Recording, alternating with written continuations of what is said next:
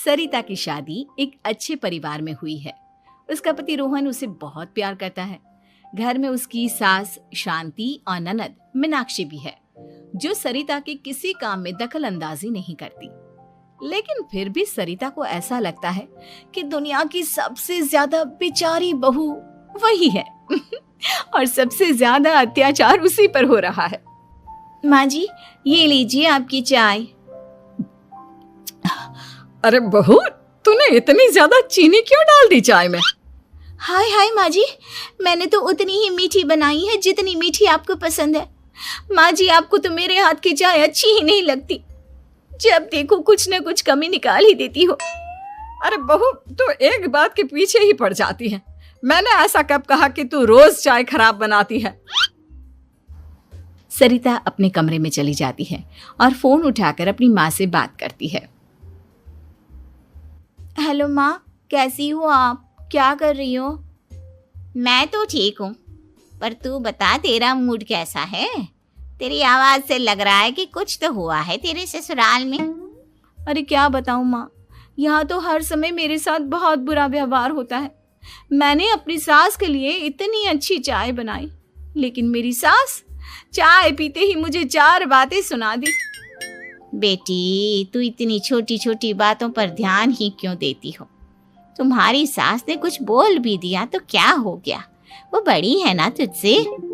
माँ ने इतना समझाया, लेकिन इस बात का सरिता पर कोई असर नहीं हुआ।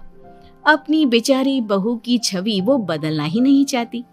अगली सुबह सब नाश्ते की टेबल पर बैठकर नाश्ता कर रहे थे, तभी सरिता ने अपने पति से कहा, सुनिए जी, मुझे ना आज बाजार से कुछ सामान लेकर आना है। आज आप ऑफिस से आने के बाद मुझे लेकर चलना ना। भाभी, मुझे भी कुछ किताबें खरीदनी है। आप दोनों जा ही रहे हो तो मेरी किताबें भी ले आना। लो, अभी तो बात ही की है बाजार जाने की, तो एक फरमाइश आ गई। माँ जी, आप भी बता दो कुछ, और हाँ, मोहल्ले वालों से भी बोल दो अगर वो कुछ मंगवाना चाहते हो तो। बेचारी मीनाक्षी अपना सा मुंह लेकर रह गई। ये सब देखकर रोहन से चुप नहीं रह गया और वो गुस्से में बोला, सरिता, क्या हो गया है तुम्हें? मीनाक्षी ने तो सिर्फ किताबों के लिए बोला है। तुम्हें मीनाक्षी से इस तरह से बात नहीं करनी चाहिए। माफी मांगो उससे अभी। क्या? मैं माफी मांगू? दिन भर आपके घर के काम करूं मैं, आपकी और आपके घर वालों की बातें सुनूं मैं, और अब माफी भी मैं मांगू? ऐसा कभी नहीं हो सकता। ये बोलकर सरिता वहां से चली जाती है। एक दिन उनकी पड़ोसन घर आती है। अरे सरिता, क्या कर रही है? और क्या करूंगी भाभी जी, बस घर का काम ही कर रही हूँ। आप बताओ कैसे आना हुआ? अरे मैं तो तुम्हारा हालचाल पूछने आई थी, लेकिन तुम तो बिजी लग रही हो। कोई बात नहीं, मैं बाद में आ जाऊंगी।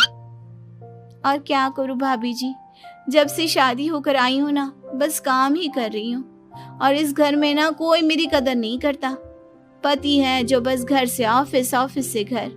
ननद को तो कॉलेज से फुर्सत नहीं। बची सास तो उनका सारा समय मेरी गलतियां निकालने में लग जाता है। अरे ये क्या कह रही हो सरिता? तुम्हारी सास तो पूरे मोहल्ले में तुम्हारी तारीफ करती फिरती है कि तुम बहुत अच्छी हो, पूरा घर तुम्ही ने संभाल रखा है। हाँ तो क्या हुआ? आया तो उसने सबसे कहा, कल हम सबको मौसी जी के घर जाना है।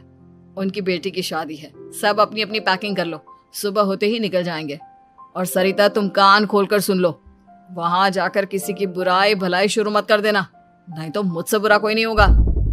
हाय हाय जी, आप तो ऐसे कह रहे हो जैसे मैं सुबह शाम सबकी बुराई करती फिरती हूँ।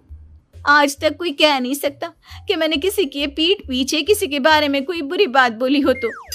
अरे बस बहू, बात को और ज्यादा आगे मत बढ़ा। हमें सब पता है तू हमारे साथ क्या व्यवहार करती है। ये बात घर तक रखना, शादी में किसी को कुछ मत बोलना, नहीं तो सब कहेंगे कि शांति की बहू कितना बोलती है। हाँ हाँ, सब कुछ तो मैं ही बोलती हूँ ना। आप लोग तो हर समय फूलों की बारिश करते रहते हो मेरे ऊपर। सारी गलती मेरी है जो मैं इस घर में आई। सबका कितना ध्यान रखती हूँ, लेकिन फिर भी मेरी तो आप लोगों की नजर में कोई कदर ही नहीं है। अगली सुबह सब लोग मौसी जी के घर पर चले जाते हैं। वहां पर शादी का माहौल होता है। सब जगह चहल पहल होती है। बहुत सारे मेहमान आए हैं। सरिता को वहां बहुत अच्छा लग रहा है। वो अपने मन में सोचती है, यहाँ कितना अच्छा लग रहा है, कितनी रौनक है। मैं यहाँ किसी से ज्यादा बात नहीं करूंगी। अगर मेरे मुंह से कुछ ऐसा वैसा निकल गया तो रोहन जी तो मुझसे गुस्सा हो जाएंगी। सरिता ये सब सोच ही रही थी कि वहां रोहन की कजिन साक्षी आ गई और सरिता से बोली, आप सरिता भाभी हो ना? जितना आपके बारे में सुना था, आप तो उससे भी ज्यादा सुंदर हो। हाँ वो तो है, मेरी सुंदरता की तारीफ सब करते हैं। मेरे मायके में तो सब यही बोलते हैं कि रोहन जी की किस्मत बहुत अच्छी है जिन्हें मैं मिली। लेकिन आप कौन है? मैंने आपको पहचाना नहीं। मैं रोहन भैया की कजिन हूँ। आपकी शादी पर नहीं आ पाई थी ना, इसलिए आप मुझसे मिली नहीं कभी। शांति मौसी और मीनाक्षी आपकी बहुत तारीफ करते हैं। क्या कहा तुमने? मेरी तारीफ? कभी नहीं। मेरे ससुराल वाले कभी मेरी तारीफ कर ही नहीं सकते। मैं इतनी अच्छी हूँ, मेहनती हूँ, लेकिन उन्हें तो मेरी कदर ही नहीं। सारा दिन घर का काम करती हूँ, फिर भी मेरी सास ना मुझे सुनाती रहती है और पति भी मेरी सास की साइड लेते हैं। ना कभी बाहर ले जाते हैं, ना कहीं घुमाने। अगर घुमाने के लिए कभी बोल भी देना तो उनकी बहन बीच में आ जाती है। मैं कैसे रह रही हूँ उस घर में, ये मैं ही जानती हूँ। सरिता की ये बातें सुनकर साक्षी को बड़ी हैरानी हुई। अब वो हर किसी के सामने अपनी बढ़ाई और ससुराल वालों की बुराई करने लगी। रोहन और शांति को सरिता पर बहुत गुस्सा आया, लेकिन वो चुप रहे। अगले दिन जब वो अपने घर पर आए, सरिता, तुमने क्यों सबके सामने मेरी इज्जत का तमाशा बनाया? तुमसे बोला था ना कि चुप रहना। अजी ऐसा भी क्या कह दिया मैंने जो इतना भड़क रहे हो? तुम जहां जाती हो अपना रोना शुरू कर देती हो।